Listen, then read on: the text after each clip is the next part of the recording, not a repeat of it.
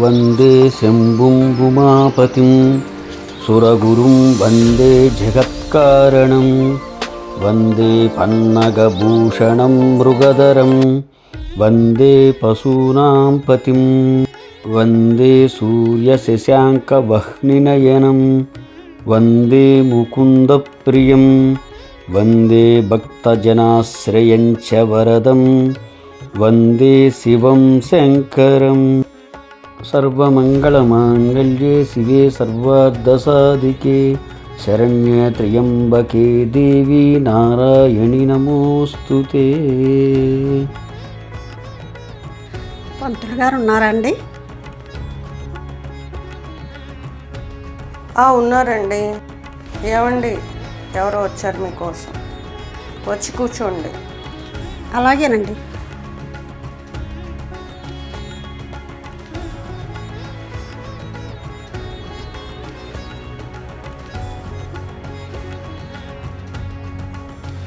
నమస్కారం పంతులు గారు. నమస్తే అమ్మా. చెప్పండి అమ్మా. మా కోడలికి డెలివరీ డేట్ కోసం మంచి ముహూర్తం పెట్టాలి పంతులు గారు. మీరు అడుగుతున్న విషయం మంచిదే, కానీ మీరు కూర్చున్న దిక్కు బాగాలేదు. ఇలా తూర్పు దిక్కుగా కూర్చోండి.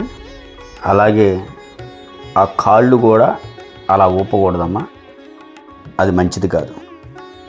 అలాగేనండి.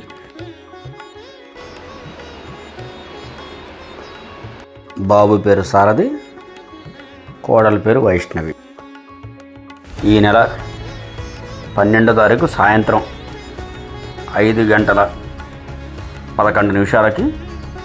చాలా మంచి ముహూర్తం అమ్మ. శ్రవణ నక్షత్రం పుట్టే పాపకు కూడా జాతక ప్రకారం చాలా మంచిది. కాబట్టి ఆ సమయానికి డాక్టర్ గారితో చెప్పి చక్కగా డెలివరీ ప్లాన్ చేసుకోండి, అంతా మంచి జరుగుతుంది. చెప్పండి అమ్మా. పంతులు గారు ముహూర్తం పెట్టారు కదా, మొదటి సంతానం బాబే కదండి, ఊరికే అడుగుతున్నాను. పుట్టేది మగబిడ్డ ఆడబిడ్డ అనేది చెప్పలేమమ్మా. భగవంతుడు ఎవరిని ప్రసాదిస్తే వాళ్లే మన అదృష్టంగా భావించి చక్కగా చూసుకోవాలి.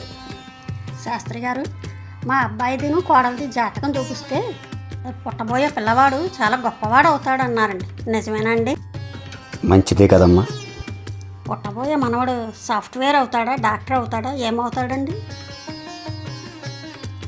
మీరు జాతకం అడిగారు, ముహూర్తం అడిగారు, నేను ముహూర్తం పెట్టాను. మీరు మళ్ళీ జాతకం అడిగారు. పిల్లవాడు ఇంతవరకు పుట్టలేదు.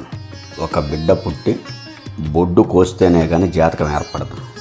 ఎందుకంటే అక్కడితో ఆ పాప పూర్వజన్మ జ్ఞాపకాలను మర్చిపోతుంది. కాబట్టి పుట్టని పాపకి జాతకం చూడకూడదు.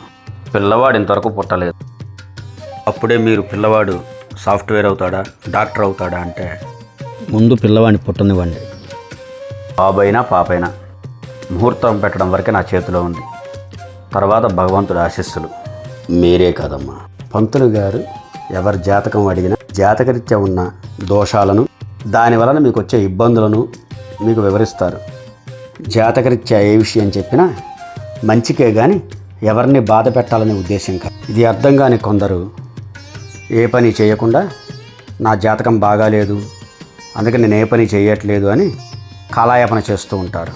అది మంచిది కాదు.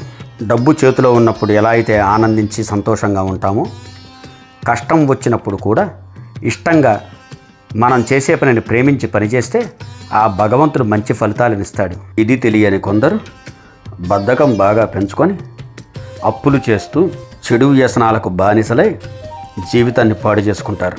ఏదైనా అంటే జాతకం అని కొట్టిపారేస్తుంటారు. కష్టపడేవాడికే భగవంతుడు మంచి చేస్తాడు. ఇది అందరూ తెలుసుకోవాలి. తెలుసో తెలియకో అడిగే కొన్ని ప్రశ్నలకి సమాధానాలు ఉండవమ్మా. మీ ముందు గొప్ప కోసం ఏది పడితే అది అర్థం పర్థం లేనివి నేను మీకు చెప్పకూడదు. పుట్టుట గిట్టుట అంటే జననం మరణం భగవంతుడు లిఖించాల్సిందే కానీ మనం రాసేది కాదమ్మా. ఇలా చెప్పినందుకు తప్పుగా అనుకోవద్దు. తప్పైతే మన్నించండి గురువుగారు. ఏం పర్వాలేదమ్మా. పాప పుట్టాక రండి, చక్కగా జాతక చక్రం వేసి అంతా చెబుతాను. సరేనా? అలాగేనండి. సరే పంతులు గారు. పార్వతీ పరమేశ్వరుల ఆశీస్సులతో చక్కటి శుభవార్తతో రండమ్మా. నమస్తే అమ్మ. నమస్కారం పంతులు గారు. శుభం భూయాత్.